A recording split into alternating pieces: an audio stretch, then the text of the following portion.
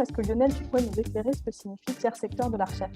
Pour répondre le plus rapidement possible et de la façon la plus synthétique possible à la question que pose Juliette, je vais vous faire, dans le fil de discussion, je vais vous donner les 3 éléments de définition qu'on a stabilisés sur ce qu'on appelle le tiers secteur de la recherche.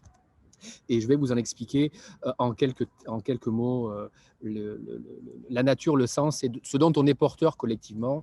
Mais pour le dire d'un point de vue plus politique, parce que c'est plutôt comme ça que dans Alice, on est plutôt à l'aise, hein, on n'est pas un opérateur de terrain comme Juliette, on est plutôt un acteur politique qui vise à transformer à la fois le schéma de recherche et d'innovation en France et en Europe, à transformer les politiques publiques permettant, y compris aux copains du Sud Luberon ou à Fablin, d'agir dans leur projet de co-recherche de façon la plus financée et soutenable possible.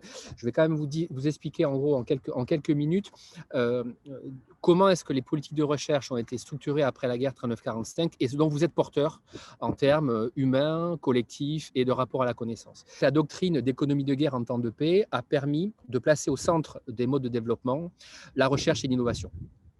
Le pôle premier sur lequel les États développés de l'OCDE ont financé, c'était le pôle public. En France, l'équivalent du CNRS, de l'INSERM, ce genre de choses-là. Très rapidement, on s'est aperçu qu'il fallait connecter le monde de la recherche publique au monde de la grande industrie. Ce qu'on appelait en France, sous l'époque gaullienne, les champions nationaux. Veolia, l'équivalent Total, tout ce qu'on veut. Donc, on a développé à partir des années 60, fin 50, début 60, des politiques publiques permettant de faire collaborer de façon très, très fluide le pôle public de recherche au monde de l'industrie. À partir des années 60-70, on s'est aperçu que le tissu économique était pas forcément centré sur les grandes industries, mais aussi sur les PME et les TPE, et notamment les PME. À partir des années 60, on a développé en France ce qu'on appelait l'ANVAR, qui a permis de faire monter les capacités de recherche et de développement des PME en France. Ça a plutôt bien marché. À partir des années 90, notamment 90, fin 90, début 2000, d'autres acteurs un peu bizarres, un peu nouveaux, ce qu'on appelait les startups, sont arrivés avec des modèles de développement tout à fait particuliers. Et donc, on a doté la France d'une fiscalité, d'outils permettant à ces acteurs-là d'augmenter leur capacité de recherche et développement. Et depuis les années 2000-2010, d'autres acteurs dont vous avez la définition dans le fil de discussion sont arrivés, dont vous, qui sortent du cadre, que personne ne comprend, une partie du ministère ne veut pas comprendre non plus, une partie de la Commission européenne ne veut pas comprendre. Et donc, vous êtes aujourd'hui partie prenante d'un grand mouvement. En gros, c'est au minimum en France entre 10 et 20% du PIB français, qui aujourd'hui n'est pas du tout intégré aux politiques de recherche et d'appui à la recherche et à l'innovation.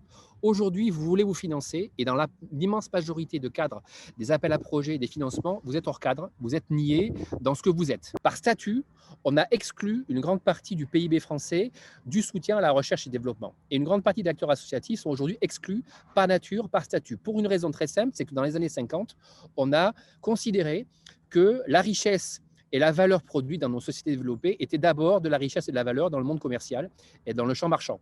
Tout ce qui aujourd'hui permet à des populations de s'embarquer et de se coltiner des sujets d'amélioration de la vie sont aujourd'hui en partie portés par des acteurs à caractère non marchand qui de facto sont exclus dans les grandes politiques de recherche qui ont été définies, je vous le rappelle, dans les années 50.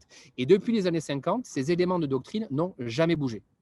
Ce qui signifie qu'aujourd'hui, un des travaux qu'Alice souhaite faire, y compris avec des gens comme Juliette, Fadli et autres, c'est d'essayer de faire bouger ces curseurs pour estimer qu'une grande partie des défis auxquels les populations sont confrontées nécessitent de nouvelles connaissances portées par des acteurs dont le statut est nouveau par rapport aux politiques de recherche et d'innovation standards. Et s'il n'y a pas derrière des politiques publiques, des collectivités territoriales qui appuient ces émergences-là, vous allez quand même beaucoup vous épuiser. Les curseurs sont en train de bouger. Nous, ce qu'on sent depuis maintenant ces 4 ou 5 dernières années, c'est que les grandes machines de recherche et d'enseignement supérieur sont aujourd'hui extrêmement préoccupées et sentent bien qu'elles ont besoin de collaborer avec des acteurs comme vous, mais qui ne savent pas faire. Ils ne savent pas collaborer avec vous parce que vous êtes dans un grain socio-économique trop petit pour être calculé par ces grandes machines-là, mais qu'ils ont besoin. Ils sentent bien qu'une grande partie de l'agenda de recherche mondiale est beaucoup plus située, beaucoup plus territorialisée et qu'aujourd'hui, les universités, les instituts de recherche, notamment l'INRA, ne sont pas forcément très bien outillés pour collaborer avec vous, mais qu'ils ont aujourd'hui le besoin, l'envie de le faire, et que le chemin sur lequel on est embarqué depuis ces dernières années est plutôt porteur de nouvelles collaborations, mais qu'il va falloir qu'on fasse attention à ne pas vous mettre non plus en instabilité dans la collaboration, parce que les partenariats sont des partenariats extrêmement dissymétriques.